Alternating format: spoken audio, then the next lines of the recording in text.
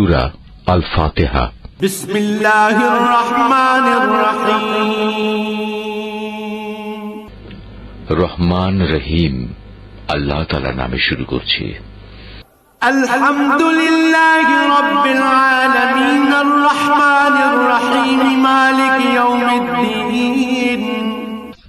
সমস্ত প্রশংসা আল্লাহ তাআলার জন্য। তিনি সৃষ্টিকুলের মালিক, তিনি পরম দয়ালু, অতি মেহেরবান, তিনি বিচার দিনের মালিক। ইয়াকা না'বুদু ওয়া ইয়াকা নাস্তাঈন। হে মালিক, আমরা তোমারই বন্দেগী করি এবং তোমারই সাহায্য চাই। ইহদিনাস সিরাতাল মুস্তাকিম সিরাতাল্লাযীনা আন'আমতা আলাইহিম গায়রিল মাগদুবি আলাইহিম ওয়ালাদ-দাল্লিন।